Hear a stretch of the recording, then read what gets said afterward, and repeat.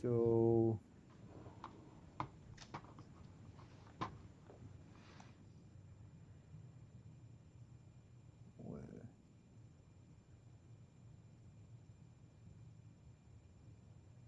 oh Christ. All right. We are on YouTube live now.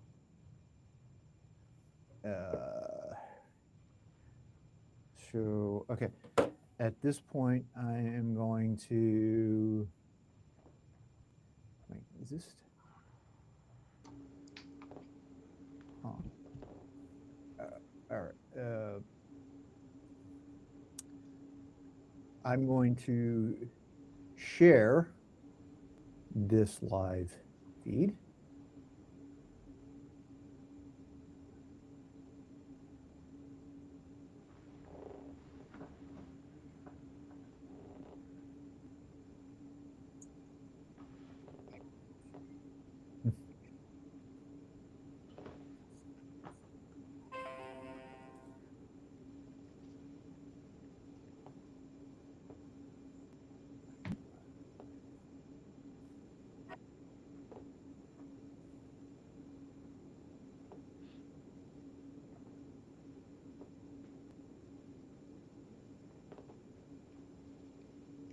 Warren, you might get a kick out of this. I believe you're an adjunct at Yale, if I'm not mistaken.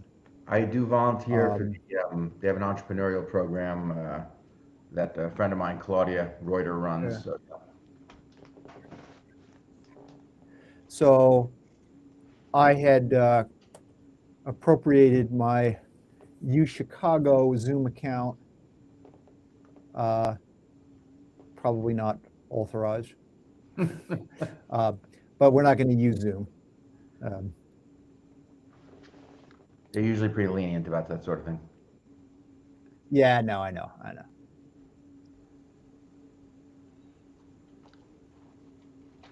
All right.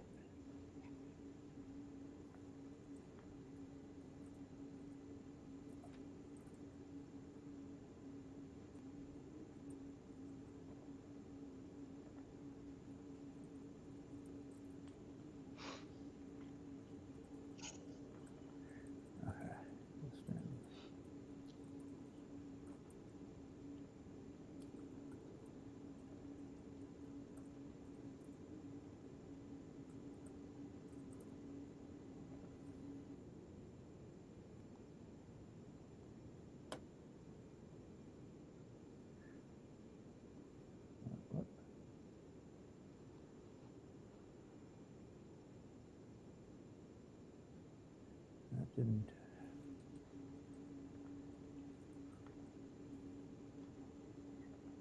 There we go.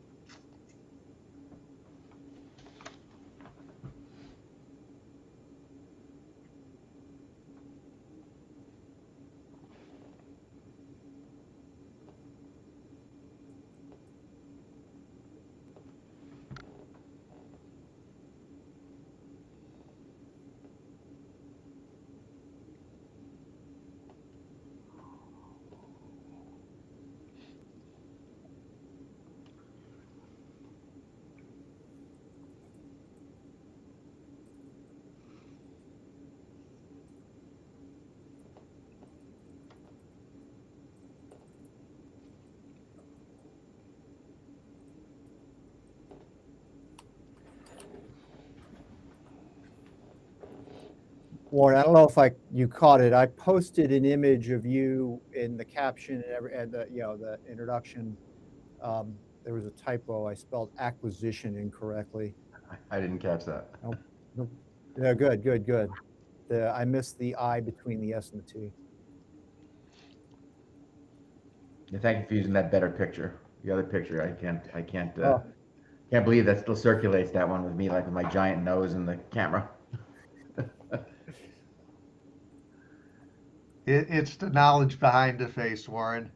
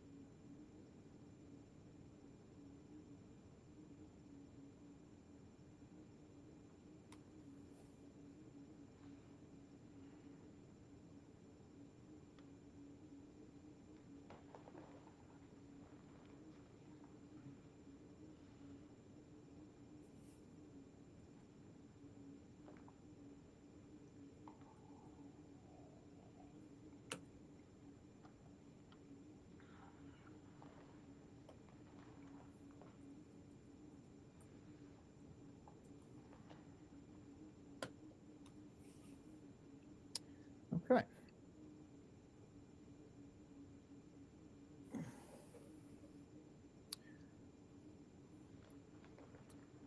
So everything's going according to plan here.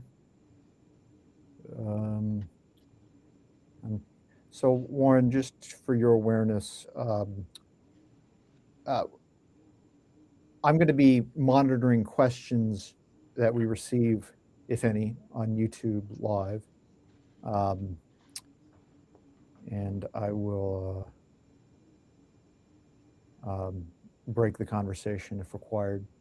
No problem. So we're recording right now, but not live on YouTube, or we are No, live? we're both recording and we're live. Okay, I'll keep my language clean then. Okay. Please.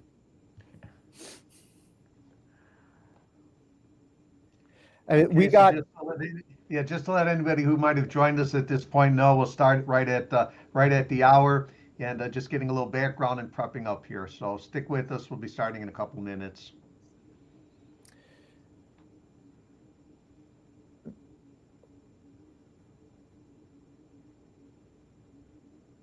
Tom, anything else from a prep background or anything else you want to say up front?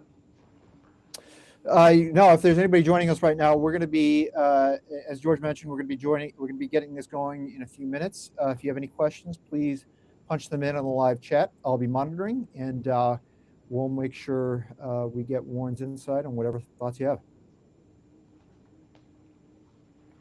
Can you tell if anybody's logged in? It looks like we had one person. We had 37 people signed up. Oh, that's great. I don't anticipate all 37 will be attending, but and I did just post on LinkedIn. So we regardless, we should. To be candid, the intent was not necessarily just to have a live conversation, but also to have content that we can share afterward.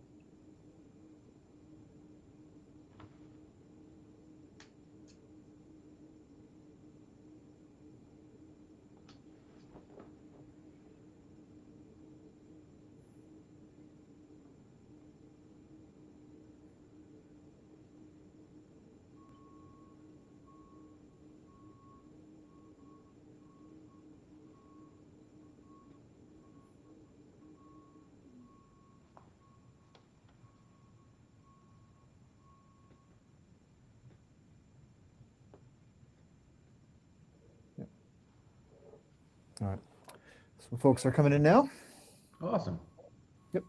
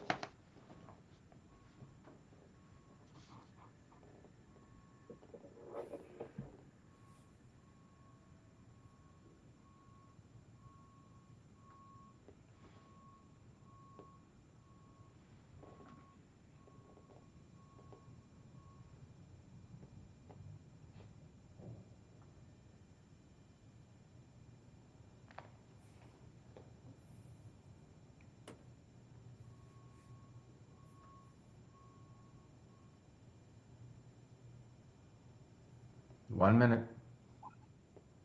Yeah. Oh, there it goes. I think we're there. So, hello and welcome, everybody. I'm George Vukotic, co-founder of the Frontier Mission Network, and I've been looking at some of the changes that are happening in the defense, acquisition strategy here. A lot of things going on, particularly today. So, we wanted to put together a session to look at some of the things going on. And I'm fortunate today to have a couple of individuals. One, Thomas Day from the Frontier Mission Network, Executive Director and Founder.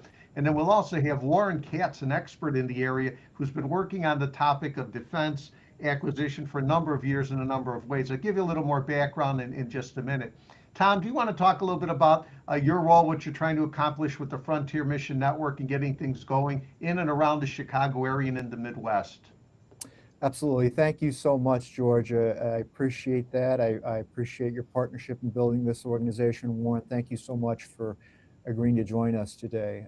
Frontier Mission Network, we're a lab to market business consortium focused here in Chicago.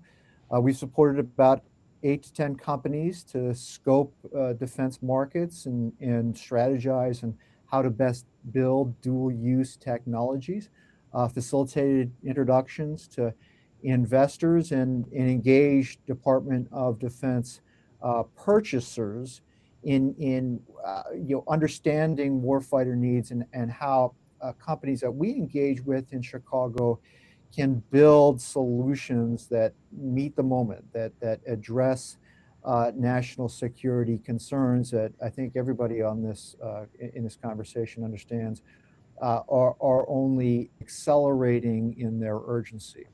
Recently, we were awarded the Small Business Administration's Growth Accelerator Fund Competition Award. Thank you to the SBA if you're listening for your trust in us. We have over the last few months gotten to work building a community here in Chicago, hosting conversations like this, supported several events to facilitate engagement with folks in the Chicago innovation community. We're looking, and we have built partnerships. We're looking to build new partnerships, and really focused on generating and building a community focused on national security concerns. And look out in the coming months for more opportunities to engage with our community and help us build and accelerate our community. This will be the first online conversation that we host, but there will be many in the future and other in-person conversations and engagement opportunities as well. Okay, thank you, Tom. Thank you, George. And with that, we have a very special guest today. We have Warren Katz. If you don't know Warren, I'm going to read a little bit of his background and then he can expand on it. But Warren's got an incredible background.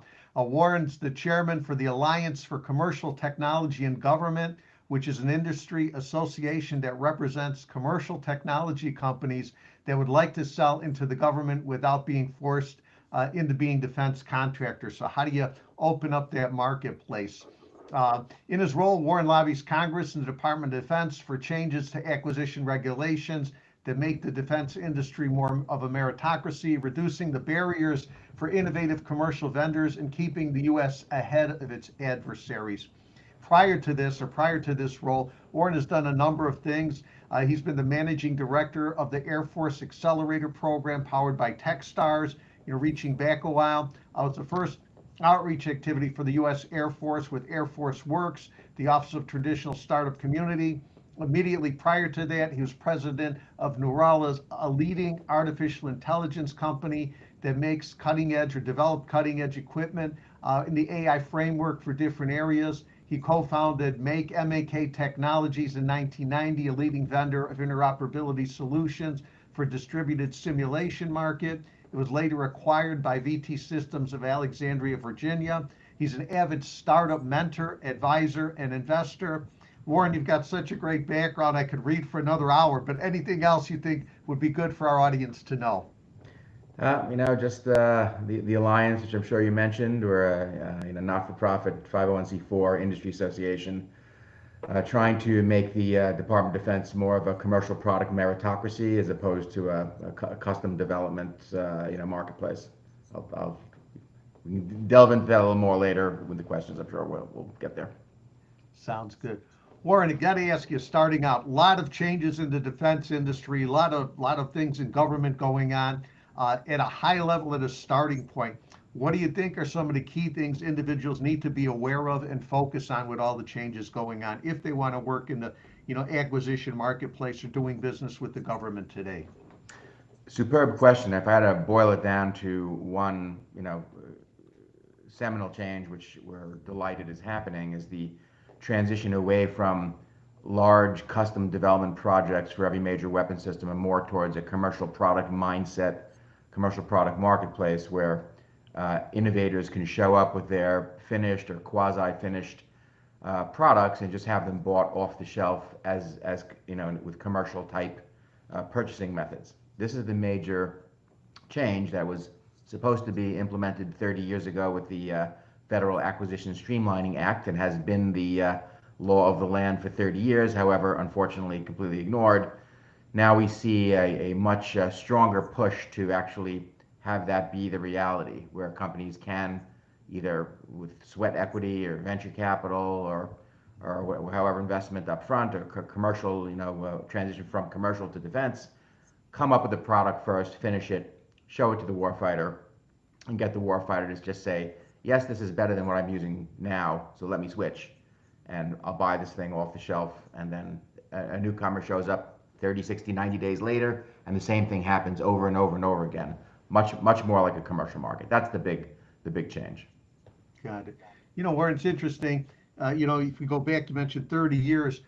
Why have things not changed quicker? Why have they not been, I don't know, I get the impression of a lot of individuals feel that what's happened over the years has not been very effective. It's been limited to the big five, defense contractors, big six, and it just really hasn't changed over the years. Any major roadblocks you've seen, over the years, and as some people are saying, what makes a difference now? Why is it going to be different this time around? That is the superb and seminal question. Congress, they're not stupid. In FASA was 1994, Federal Acquisition Streamlining Act, and that was the law that put in place the commercial item preference.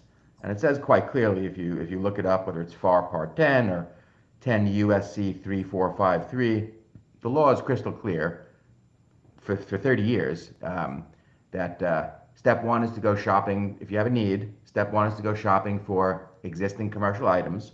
And if you find something that is close and the warfighter says this is good enough, you're legally required to buy it, not stand up a competing developmental program to make a new one.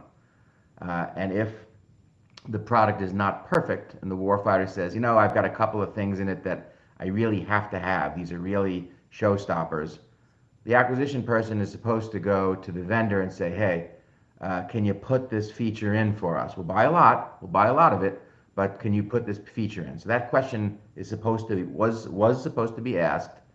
And the other question that is legally supposed to be asked is if there's a critical feature missing, the warfighter is supposed to be asked, hey, can you do without this one feature? Is this thing still, even without that feature, is this thing off the shelf still better than what you're using right now? And if the answer to that is yes, I'll take it as is, it's better, it doesn't have everything I want, but it's better, it's good enough, then also the product is supposed to be purchased.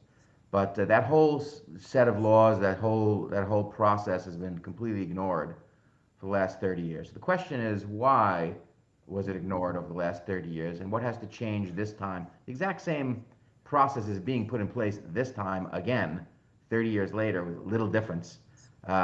And it boils down to this, is over the last 30 years, there's been a culture of let's make it from scratch every time in the former Department of Defense, now Department of War. And it's because of the internal incentive structures for the acquisition personnel. And very often this is called the culture. And you've read a million articles about how the culture has to change. Well, what exactly does that mean?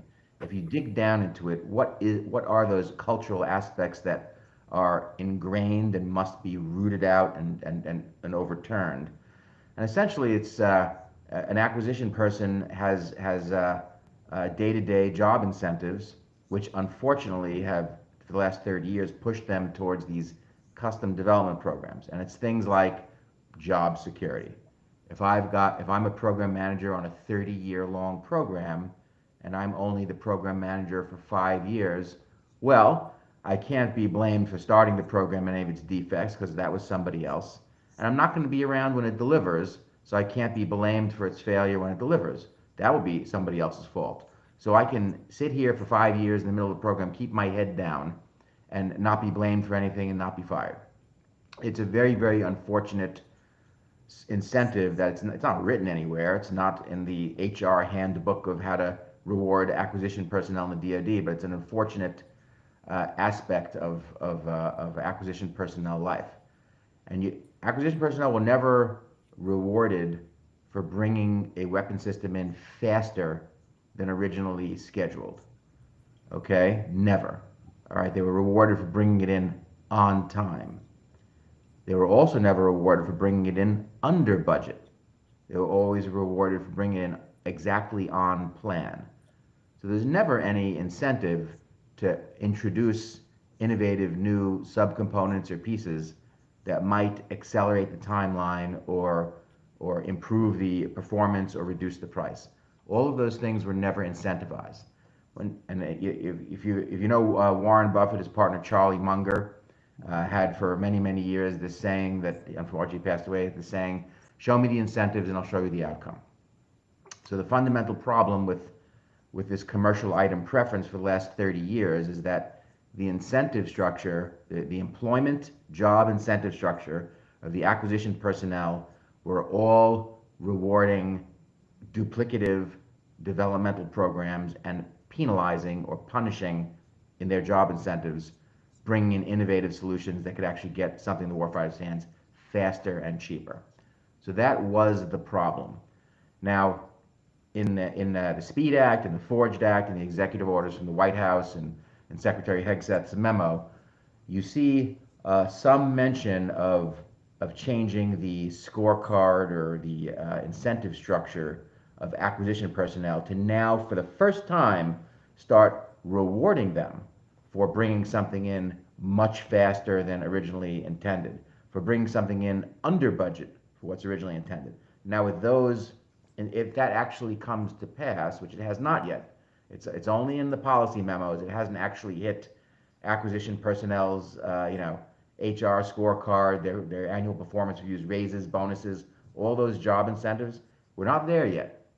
It portends to be put in place, but that is the cultural change that has to be enacted in order for any of this stuff for us to not to repeat the same failure that we've had over the last 30 years with FASA.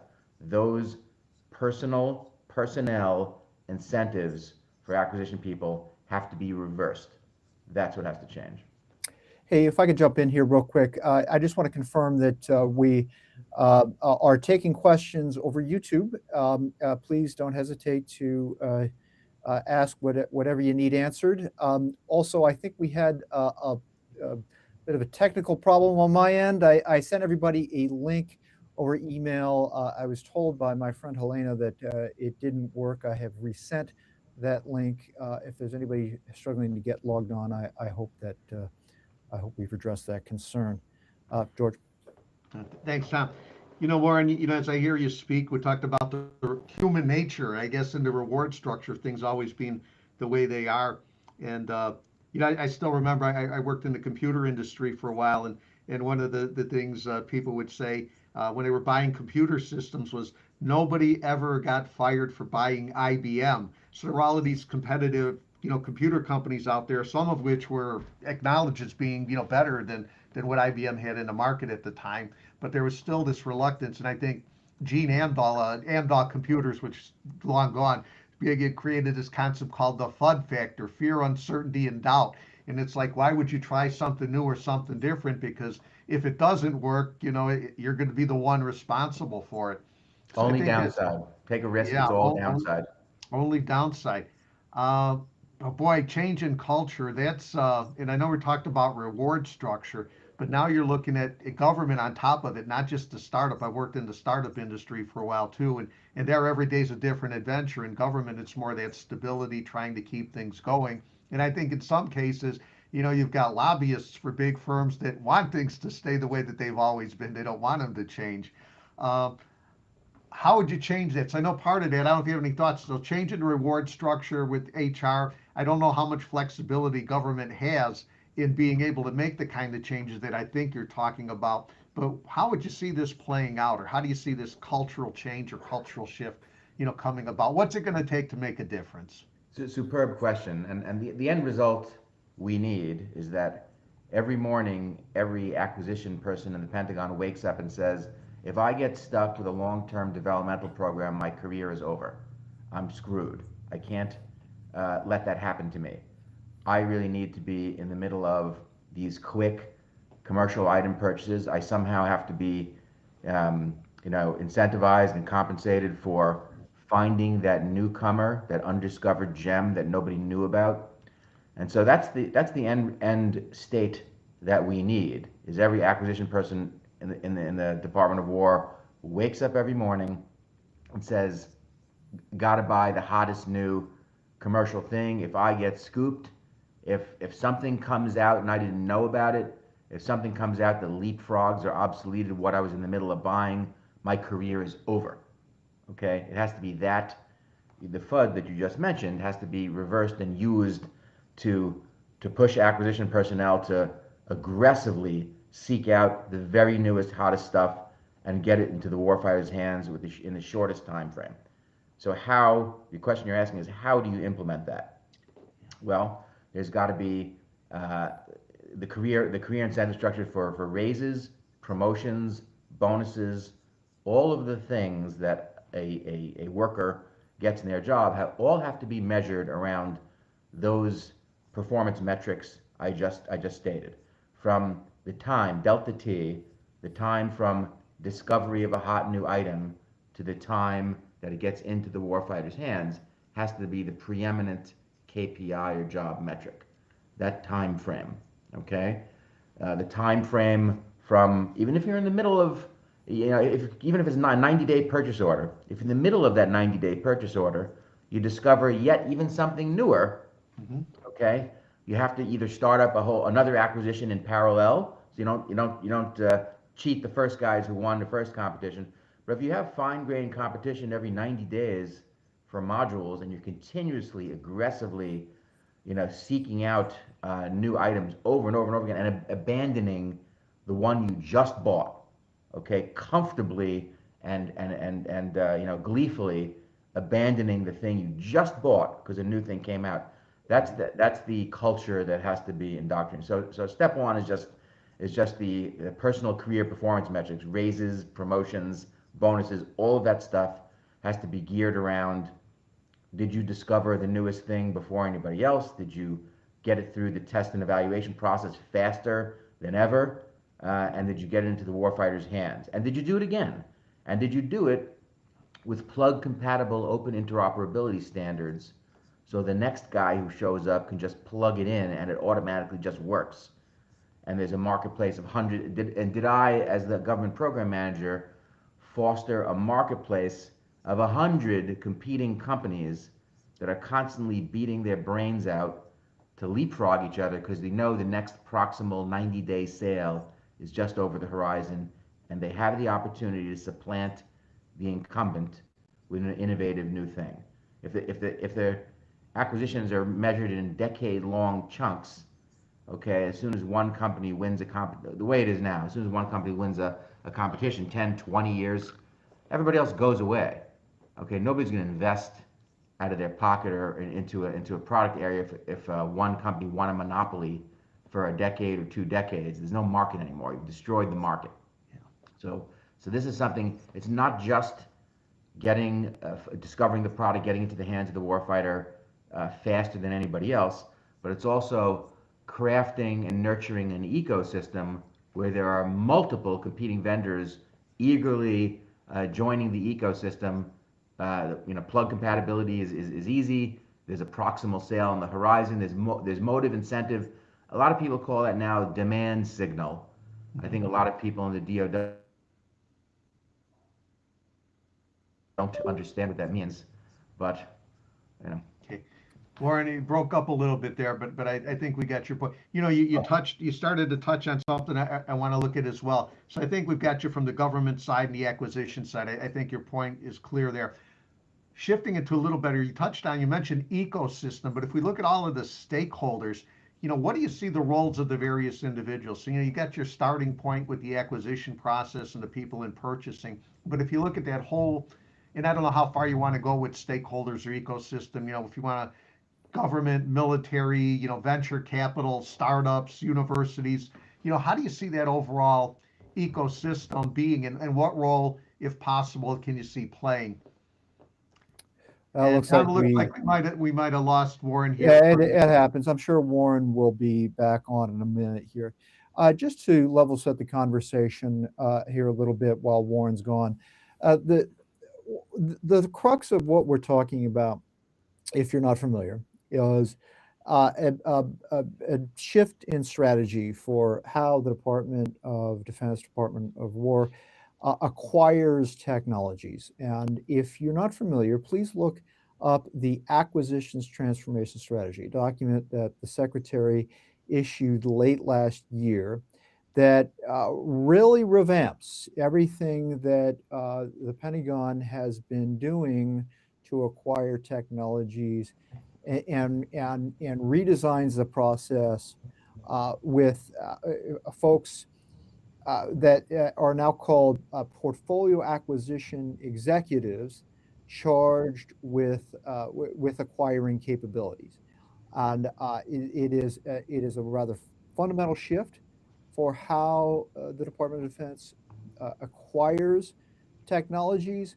But from the view of communities like the one we operate in, um, the military has long played a central role in the American tech economy that we have kind of discussed ad nauseum, George and I, in events that we've hosted.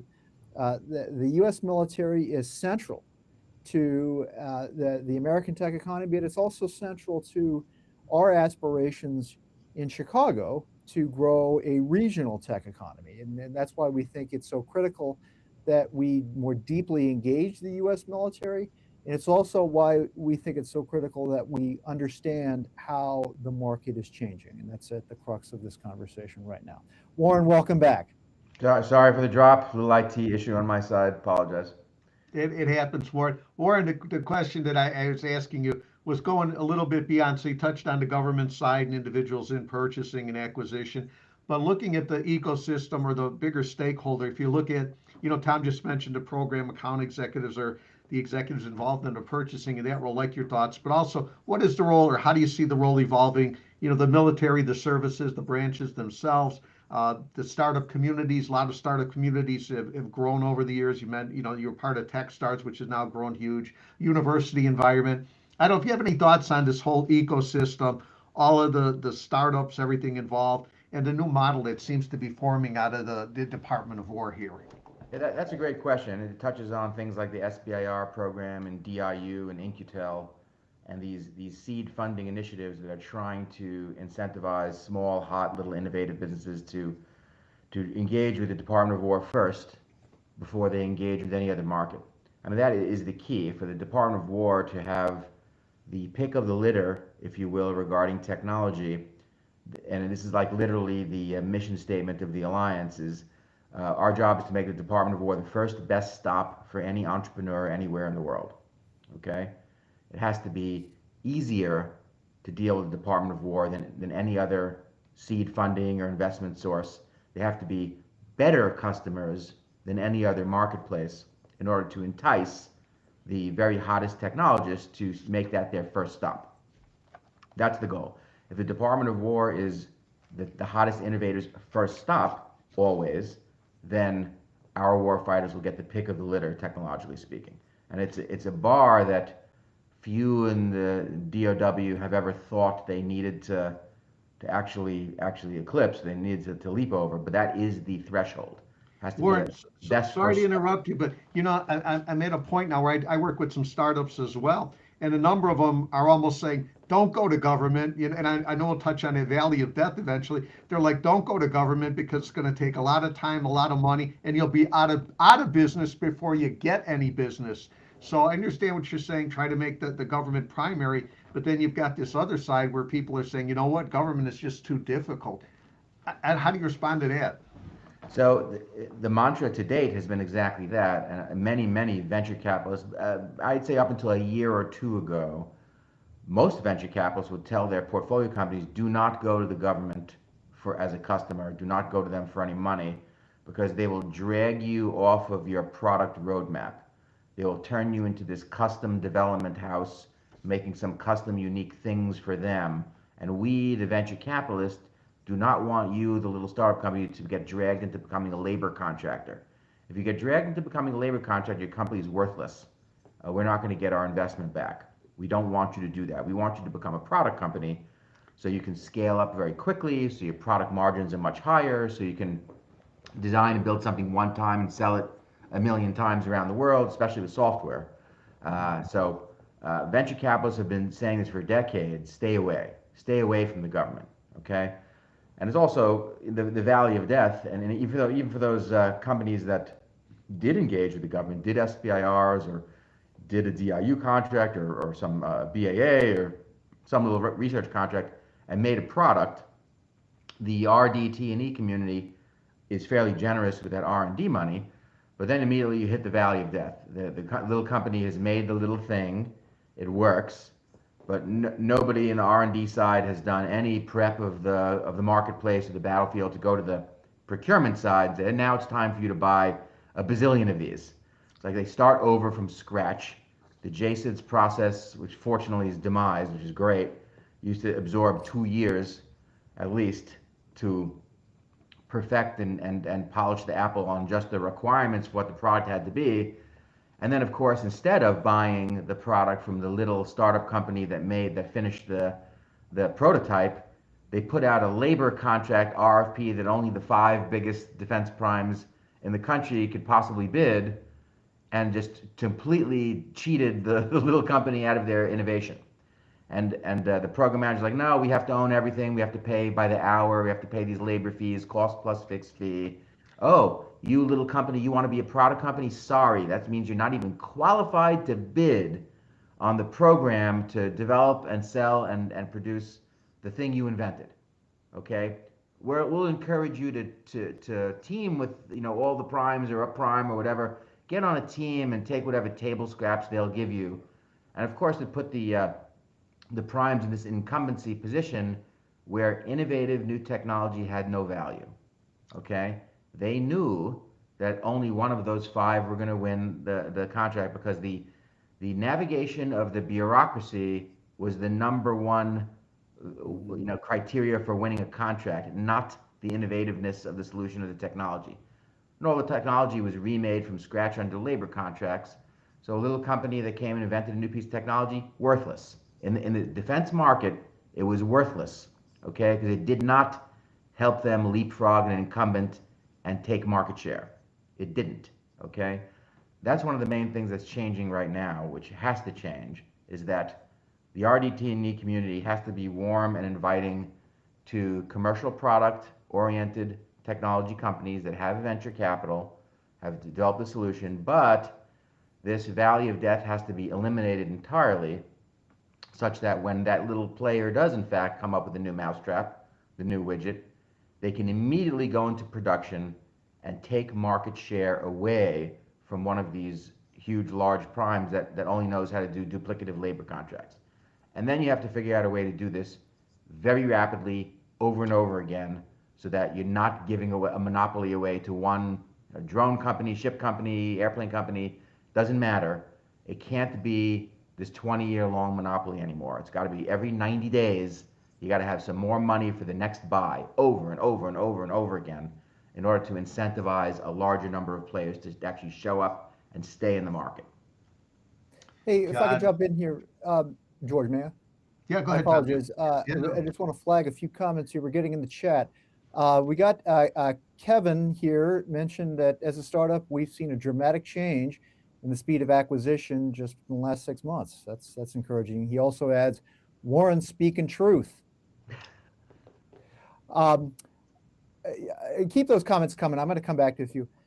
Warren, if I could ask a quick question here. So, okay, I'm a startup. I'm unfamiliar with the national security community, the defense market. We now have the PAEs, the portfolio acquisition executives, and had 14 critical technology areas, now have 6. What's this mean? How do I approach this market given the new environment? This is an amazing change if it actually sticks and it actually has the effect that it is intending. And let me explain that. The shift, say, the way it used to work is you had individual program managers for each program. So if I had the program for one little UUV, an undersea unmanned vehicle, and then my colleague down the hall in the government, my colleague down the hall owned a program for a bigger UUV, and my colleague further down the hall owned the program for a submarine. Okay, so it's in this big office. Each one of us owns this one little program. The way it used to work is that Congress would micromanage the funding of each one of these little programs with a very bad, usually a very bad decision-making bias in how many jobs does this create for my district, okay? So the U.S. warfighter was given weapons determined by Congress people who are merely trying to use this as a jobs program for their district. It's extremely bad, okay, if you think about it. The warfighter should say, no, weapon A is awesome, weapon B sucks, it was yesterday's technology. I want the cash to flow to weapon A, I want more of that right now. But unfortunately, with the JCID's process, congressional cycle, lobbyists in Congress, Congress was unfortunately micromanaging the purchase of weapons without the competence, without the overarching higher level understanding of warfighter needs, without even caring which was the better weapon and which was the worst weapon.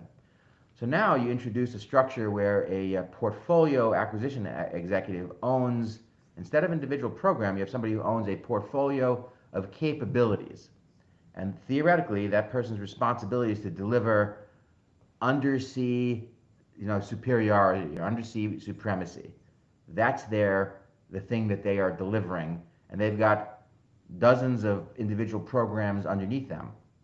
And in theory, that PAE can look across the portfolio one day and say, you know what, that UUV is not producing the end value that this other UUV program is producing, or some satellite technology that might provide me the same end benefit of whether it's situational awareness in a hunk of ocean, or ability to deliver a piece of ordnance or destructive power to a point undersea XYZ. It's these end performance goals, these end performance objectives that have to be the responsibility of these PAEs, so they can turn off one program, shut off the money to one program when another better weapon or better capability that produces either the same end result at a lower price or a better end result at the same price. So it's a focus now on not these individual platforms, individual weapons, but is what is the end result? And having a person in the seat of responsibility whose job is to deliver the end result, okay, instead of delivering a particular weapon system, is vastly superior. Now, this can and probably will be sabotaged by Congress, okay? What they're going to do is say, whoa, whoa, whoa, I want to micromanage. I used to have power to send money to my district. Now you're telling me that my little guys in my district are not making the best. You just shut off their program. I penciled in a certain amount of money in my earmark for this little company in my district. How dare you shut it off? I know better than you what weapons should be. And so this is the fight that's about to start.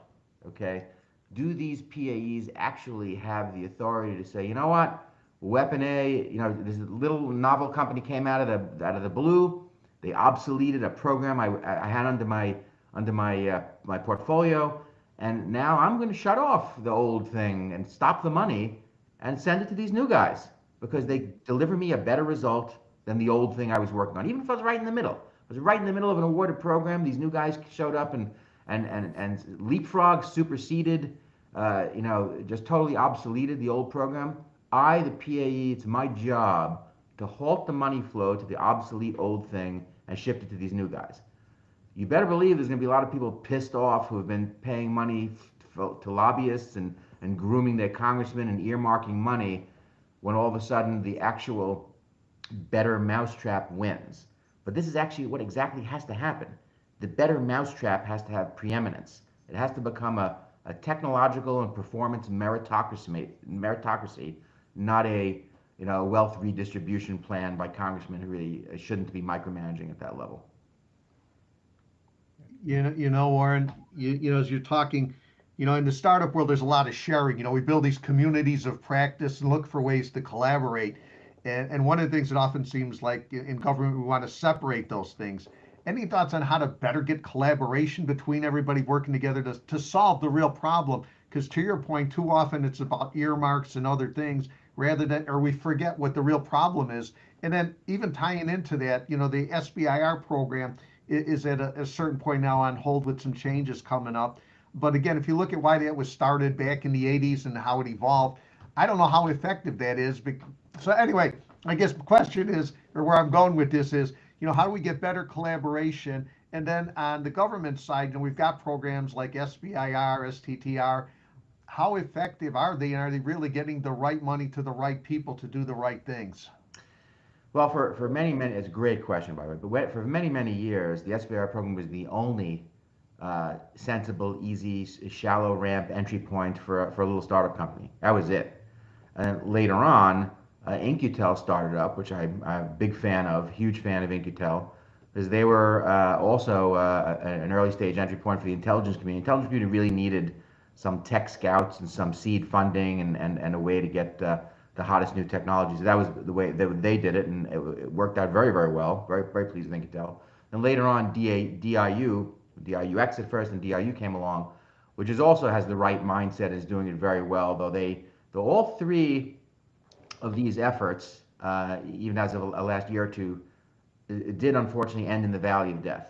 So with the SBIR program, you do phase one, phase two, and then there was this fantasy concept called the phase three SBIR, which was this theoretical contract. And of course, every time a company gets to the end of phase two, it's like, oh, where's my phase three? Well, every contracting officer on the procurement side that had the legal authority to award a phase three didn't understand what it was frightened of it. There was no templates for contracts or instruction manual or extremely clear high cover that a program manager or contracting officer is legally allowed to award a phase three SBIR to this little company if they went through phase one or phase two. Mm-hmm. So this was a huge problem. This chasm or gap between the two. Now DIU suffered the same thing. It was a little better at DIU because DIU very often took end user customer program money to go shopping for innovative new solutions. So that the path was already plowed before they started. And in those types of situations where they had an end user customer show up with the cash already for the end product, there was no valley of death because they just used DIU to go shopping for them, get the thing, do the T&E, and get it through. In-Q-Tel, I think, is a little better also because their end user customers with cash showed up to fund a lot of the work programs that In-Q-Tel provided with companies. So SBIR actually wound up being worse than DIU and In-Q-Tel for that reason. But that's the key, is how do you make this bridge over the valley of death? And your question is how to collaborate more. There is a new structure that came out in Secretary Hegseth's memo called the MEAI, I believe, or MEIA, the Mission Engineering Integration Activity, MEIA, I think. That's very interesting, and it's something that should have been going on forever. And I don't know if the vision for it is the same as the vision in my head, but what it should be is a 24/7/365 test and evaluation activity that any vendor can show up to at any time and plug their new innovation into a simulation or live training event that's simulating World War III or World War IV or various little conflicts, and see how this new innovation affects the end result of the battle. And this can't be a once every 2 years integration event. It can't be by invitation only for those top prime contractors who manage to get their names and foot in the door. It can't be requiring these stovepipe interfaces that are not publicly available open standards.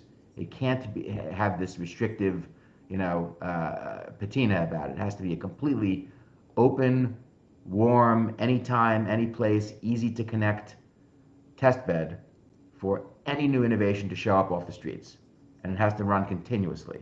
Okay, now if you had an activity like that met that vision, then any little company that had a new product said, hey, no, I know where to go. I'll get some cash in the SBR program, DIU, Incutel, whatever, my venture capitalist.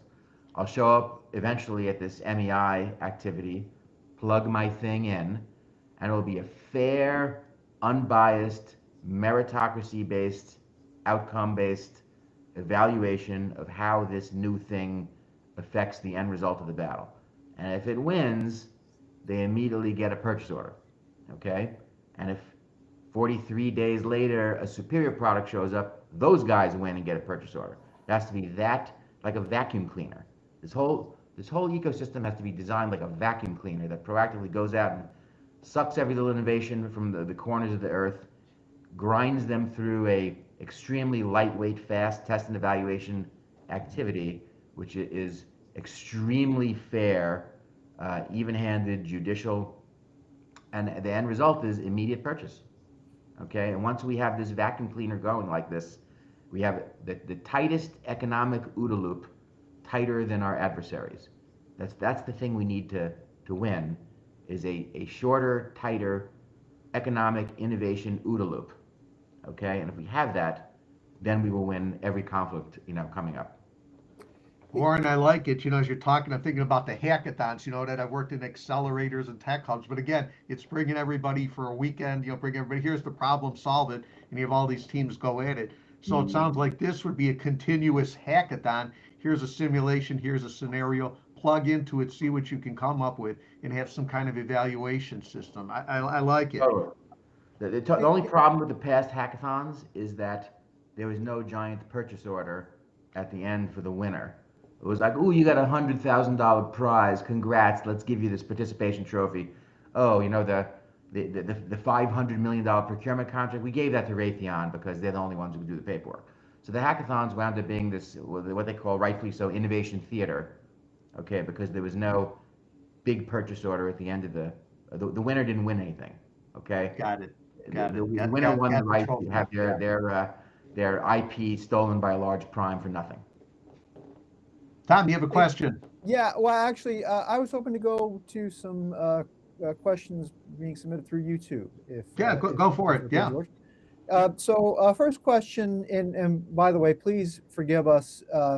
We're dealing with limited time, and perhaps the process is not as smooth as would be desirable, but I am going to go through as many as I can here. First question is, how is the DoD currently using AI for market research? How is it changing existing workflows? And what technical, policy, or cultural barriers are limiting broader adoption? That is an outstanding question, and something that the Alliance and myself are pushing on extremely heavily. Right now, as I said earlier, the culture is, I want the question as to whether there's a suitable commercial item, I want the answer to that question to be no. The culture and the incentives and the rewards for acquisition personnel up to today has been, I want that question to be no, because I want the developmental program. The step one is to change those incentives. So the person waking up every morning is like, I need to find a commercial item because my career is over if I don't.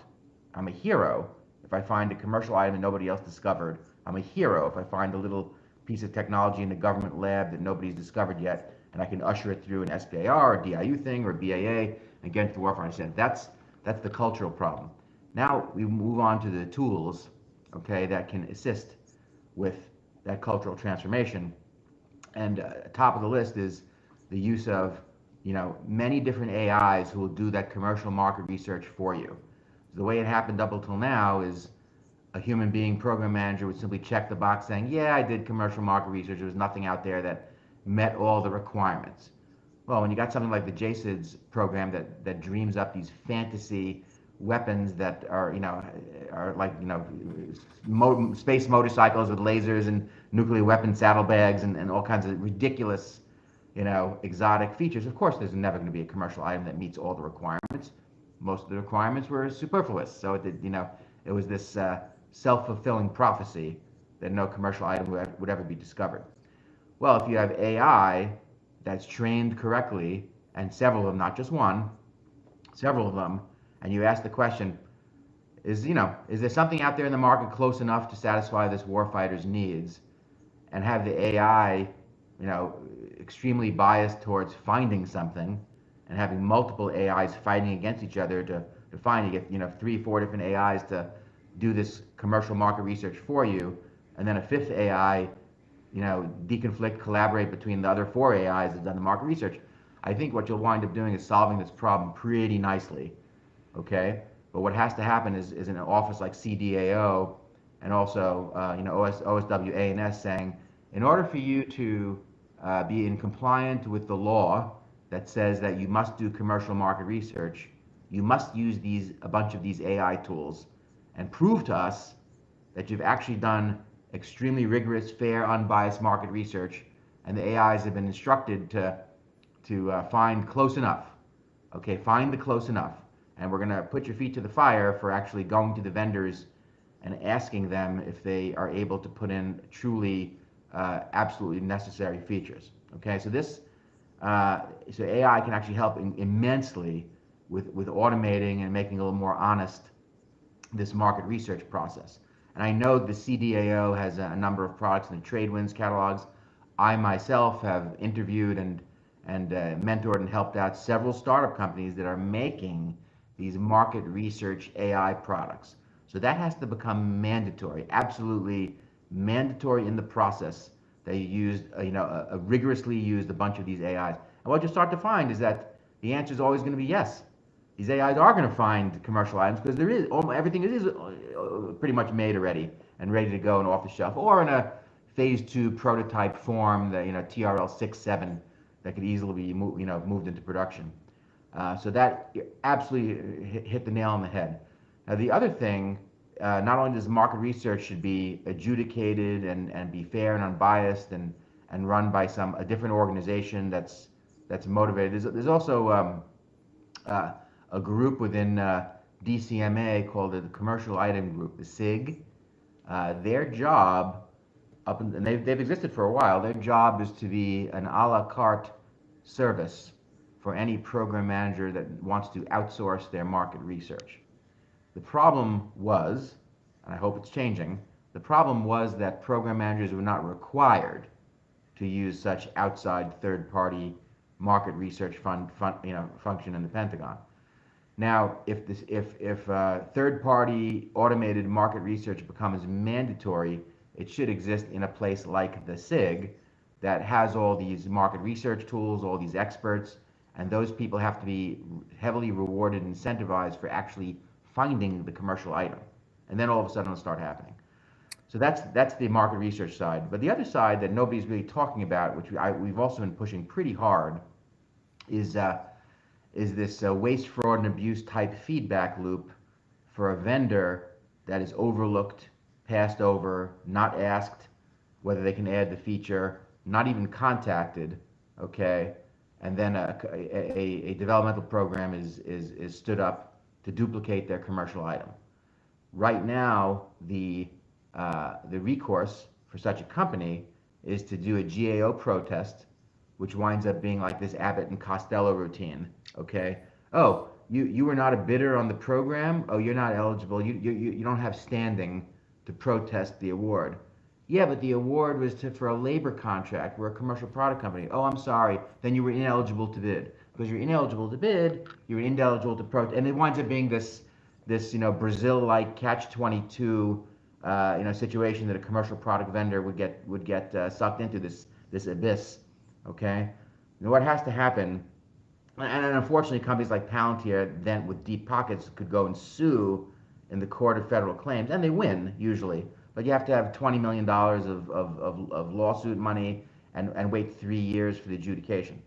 So what we, the Alliance, have been pushing for is a very fast, quick feedback loop that is inside the Pentagon in the IG's office, and it could be the SIG office too, to adjudicate complaints from commercial product vendors who were passed over either intentionally or inadvertently, and their products wind up being duplicated in a developmental program.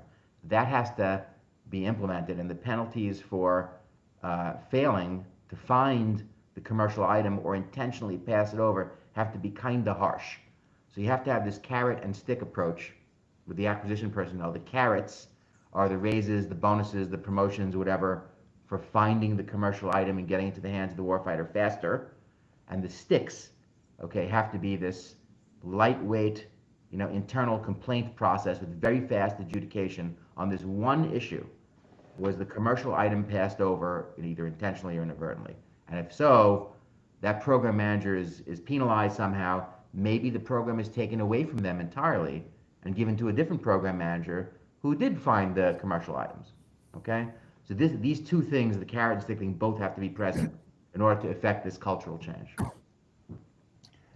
Warren, as you're talking, yeah, anytime you get involved with the legal system, the time and the cost, a small company cannot afford, even if they're right to get involved. I've been involved in a couple of lawsuits with smaller organizations trying to take on government agencies, and just the time factor, cost factor, it's just, you'll be out of business before anything happens. What I did, Tom, I know you got a couple more questions, but I did want to follow up on one more. We touched on the SBIR system. Would you blow that up? Would you modify it? Would you blow it up? What would be an effective way to get money out to startups, universities, whoever we're giving it to try and get this done? Today, from what I see, there's a lot of duplication. There's the federal awards, then some states have matching awards. It's an interesting process. I'm not sure how effective it is, but just wanted to get your thoughts or insights on, would you modify SBIR in any way? Would you blow it up, create something different? Your thoughts. So the SBIR program has been outstanding. It's been for a long time was the only thing out there. The biggest problem with it, as I mentioned, was the Valley of Death. Senator Ernst's Innovate Act has in it an outstanding strategic breakthrough program, which is a formalized, structured phase 3, modeled on AFWERK's StratFi program, which is the first formalized phase 3, if you will, ever in the SBIR program. It was through the Air Force, AFWERK's. What it does is say, okay, look, we'll have, rough numbers, 1,000 phase 1, newcomers show up a year. We'll do 200 or 300 phase 2s for those successful phase 1s. And out of those 200 or 300 phase 2s, every year we'll have a couple of dozen, projects transition to full production. And that was AFWERK's idea, and it was excellent. And there's a number of great big companies and going through there. And there was a requirement for matching funding from either private capital or an end user customer. And there was a mandatory presence required of the end user customer to actually, buy and receive the final articles. This was excellent. This was outstanding. The Innovate Act has that in it. And that's for the Alliance, that was our number one priority, is getting the structured phase 3 in there. Because then all of a sudden everybody will know how you get to production. Now you've got a structured, funded mechanism by which you can go from the final phase 2 prototype right into the warfighter's hands. This is what's been missing this whole time. So that's outstanding. The other things in the SBIR program we've been pushing rather heavily is the switch of preference to firm fixed price contracts. Unfortunately, some parts of the DOW have viewed SBIR as a training ground to train small businesses into the cost plus fixed fee labor business. This is so dystopian and so wrongheaded, because what they should be doing is abandoning the CPFF labor business themselves on the major acquisition side and moving towards a pure product mindset and model. So there are parts of the DOW like, phase 2 SBIRs for us are mandatory cost plus fixed fee DCAA accounting contracts. And any commercial product company take one look at this and say, what are you, crazy? I'm not in that business. I never want to be in that business. I have the best mousetrap. I have the best technology. I did it on my own nickel, okay? But I'm not getting sucked into this morass. I'm out. I'm done. I'll sell my technology in the open market to foreigners outside the United States. So this was a completely backwards way of thinking about SBIR. We at the Alliance have been pushing, and it got into the Innovate Act, a mandatory preference for firm fixed price contracts on phase 1s and 2s, SBIRs. That will warmly welcome commercial product companies like, yeah, I know, okay, whatever, $1.8 million. I know I'm going to spend another $1 million out of my own pocket on getting this technology to the finish line. So I'm okay with doing firm fixed price milestone deliveries on a phase 2 SBIR. It contributes to the investment I was going to make out of my own pocket anyway to get this product to market. And my goal was to get this product to market, not to do labor work for the profit on the labor work. Okay, which brings us to a couple of other things. So open topics, that was a necessary improvement we got in the 2022 reauthorization, but it was gamed quite a bit over the last 3 years.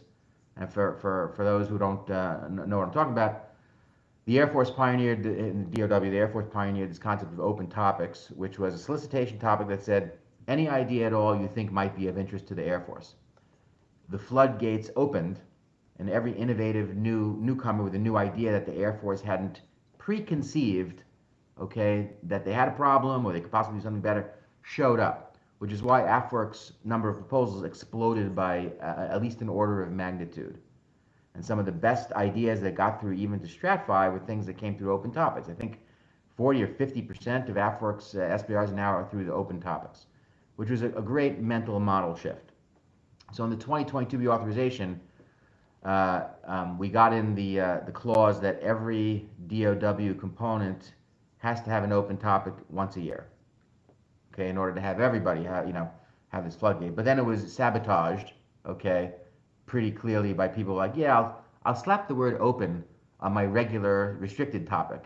I'll have an open topic on how to buff the pop rivets on the outside of my aircraft carrier. Open topic. How are you going to buff the, it was ridiculous. They used the word open, but it was clearly just a regular topic, slap the word open. So the 2020, the Innovate Act we worked on with Senator Ernst had a more clear definition of exactly what an open topic is and a little more enforcement behind it. So that's a very valuable change as well. And then we get to the whole cyber mill problem, which is companies that have turned cyber into their livelihood, companies who make their profit off of the labor hours of cyber, companies who don't want to commercialize their stuff. They found this cozy little niche to survive in, and they just don't want to leave. Okay, I often call them park bench pigeons. There's another number of other disparaging things you can call them, but the problem is that over the 43-year history of the program, though Congress has made noise about wanting them not to participate and wanting them to get out, it's never actually had any teeth in the law. In the 2022 reauthorization, we put extremely little baby teeth around commercialization benchmarks and almost non-existent punishment for failing to meet the benchmarks. It was a joke. It was a ridiculous joke, okay? Now in the Innovate Act, Senator Ernst is like, no, we really want, this program is seed capital for truly small companies to bootstrap their product so they can get into a real business and graduate. And the best companies out of the SBR program have been the graduates. And everybody points to them, the Qualcomms, the Amgens, iRobots, Ginkgo Bioworks, Viasat, phenomenal success stories out of the cyber program. But they're all the graduates. They left. They took a little bit of money, developed a product, became explosive successes, and left, okay? That is the demographic of a cyber success, okay? Not a company that's won $700 million of cybers and has never produced more than $100 million of commercial sales out of the cyber money. That's a failure, okay? There are some people who call those companies successes because they've won so much money, but it's like, the analogy I use is like call Bernie Madoff a success. Bernie Madoff was a crook who conned billions of dollars and bilked customers. Yes, he probably bilked more money out of unsuspecting investors than anybody. I would not call that a success. Okay, he was a success as being a crook. Okay, so this is how unfortunately I'm a little polar on this issue. I'm not happy about cyber mills being present. I'm not happy about the fact there's no stringent way to coerce them, coax them, establish a graduation path and a mantra around the program that this is truly seed capital. We expect you to show up here, bootstrap your company, but then go live in the real world. Go compete in the open market eventually and graduate. That is what cyber has to be. And this is why it's not been reauthorized. It's these two polar opposites, Senator Ernst on one side, Senator Markey on the other side, and it's not looking good. I'm telling you, it's not looking good. Senator Markey is avidly defending the cyber mills and saying, no, I don't want to lose those few jobs in my district, those few companies in my district. And Senator Ernst is like, no, this is not corporate welfare anymore. These companies have to make something and get out. So there we are. Warren, I appreciate your insights, and I think even in doing my research on SIBR programs, one of the comments was measure of success, getting more SIBR funds or being approved to the next level. And it's like, what is that? That doesn't solve a problem. That just gets you to a next level of a problem. Yeah. Exactly, exactly. It's like, why do we do research at all in the first place? Why does the federal government fund research? It's not for the intellectual stimulating knowledge that we discovered something. It's not for the published paper. It's not for the patent. It's for the actual thing, the invention that actually incarnates the successful new innovation, so that it can improve the warfighter's performance. It can improve the human lives of the people around it. It's not for the intellectual stimulation. It's for the thing. Okay, it's for the end product. Okay, and people have lost sight of that, and it's like, what am I, living in bizarro world? I don't fund this research for just the knowledge. What are you, crazy? Yes, NASA. Okay. If you're into astronomy, okay. I'm not getting to Alpha Centauri anytime soon. All right, that's just for the knowledge. I give you that. But every last dime of research in the Department of War is to come out with a weapon. It's to come out with a capability that gets in the hands of the warfighter. Period. Okay. Heaping knowledge on the mountain of human knowledge ain't their goal. All right. No, I like it. The point being, why do we exist? Why are we here? It's something that whenever I work with startup companies, it's like, why do you exist? What are you trying to create that anybody cares about? So, Yes. Yes. yeah. Tom, sorry, I hope didn't cut you off, but I wanted to follow up on that SIBR line of thought. And if you have any other questions, I know we're at time, but if you have any other, questions you want to put in there, feel free to. No. So, first of all, please forgive us. This is a new format for us. All of you should have my email. Don't hesitate to reach out with feedback, harsh if necessary. We're open to feedback, and we want to improve the next conversation. With whatever remaining time we have, I did want to quickly flag a question from my friend Helena Krusek of DIU. Question is, what is your read on the role that DIU will play in the new CTO innovation ecosystem structure? Do you think there is a desire from Congress to see expanded engagement to earlier TRL companies, adding especially in the lapse of SBIR funding? So that is an excellent question. I will say that I hope SBIR is reauthorized in the next 2 weeks. There's some deadlines at the end of January. But if it is not, what would Plan B look like? And I would ask Congress. DOW has $2.5 billion of SBIR money that's going to vanish. That's not vanishing; it's going back to the labs. However, RDT&E, Honorable Emil Michael, and James Mazol in that group, they have the ability to re-implement the SBIR program without congressional reauthorization. It's a hard concept to understand, but without reauthorization, RDT&E at DOW can still, on their own volition, say, you know what, we're going to take 5% of the external R&D funding, just like SBIR did, and we're going to put it in this pot. It's going to look like SBIR, and we'll write our own rules. It'll be for these small companies. We'll put on whatever forms that we like. And one of the ways they could do that is, again, just hand that money to DIU and say, here, DIU, this particular pot of money can only be spent on companies with less than 100 people or less than 200 people. They can put a limit on it, and there you go. You have a brand new SBIR program run by DIU, which focuses on, and you could call it lower TRL numbers as well. That's a great substitute for the SBIR program if it doesn't get reauthorized. Just have a chunk of cash handed to DIU, say go to lower TRL, and have a cutoff for this size company. And in my opinion, never let one company come through more than 2 or 3 times. Okay, and there you go, done. Replacement for the SBIR program if Congress can't get their act together. OSW, RDT&E can do this all by themselves. So in this new and it may come to that in another 2 weeks. If SBIR does not get reauthorized and looks like it's gone, I'll be pushing for OSD, RDT&E to do this, to pull off a bunch of money and just hand it, and DIU would be the, or they could actually hand it to the SBIR offices as well and say, okay, this is not under the congressionally authorized program. We're giving you the money anyway. We're writing our own rules because it is an OSD, RDT&E program, and they can write their own rules. They can get the SBA to run it for them. They can have it be mostly mirror the current SBIR program and change whatever rules they like. That would be what I'd recommend. They're not going there quite yet because they think Congress will reauthorize, but they can do that. So the question is, what's DIU's role? DIU has proven excellent at finding early commercial solutions. They do give money to small little companies that have prototypes running around. They can go a little deeper into lower TRLs, and they haven't. That's been more the space of the SBIR program. They could, but the thing I really like about DIU is they do simply have the warfighter pushing the solution to the warfighter's hands, and the paths on how to do that a little more clearly worked out. Now they still have their own little valley of death problem, which they do have to solve. But they probably have a better track record than SBIR in actually getting stuff into warfighters' hands. So giving DIU the SBIR funding, it's probably okay. Guys, there are a few more questions. I don't think we're going to have time to get through. I deeply apologize. Again, you have my email address.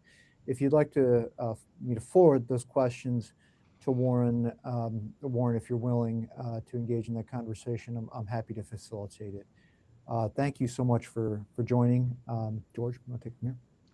Yeah, thanks, Tom. I appreciate it. Warren, you're doing some great work with the Alliance. Anything else any final words you want to leave the audience with, or anything else you want to mention about the work the Alliance is doing? So yeah, Alliance has about 75 corporate members. It's an all volunteer organization, so joining is actually very cheap. If anybody is a small commercial product vendor, like to get involved in DoD and DoW and done SBIR's DIU projects, Incutel work programs. We're a great community for you to join and help us move the needle on these rules and regulations. So please just go to our website. It's alliance.io, I believe. Okay, all good. And with that, gentlemen, I thank both of you. Good insights, appreciate it. I thank our audience for joining us, and get the questions to Tom. Tom will forward and facilitate from there. And with that, I wish you a good day. Thank you very much.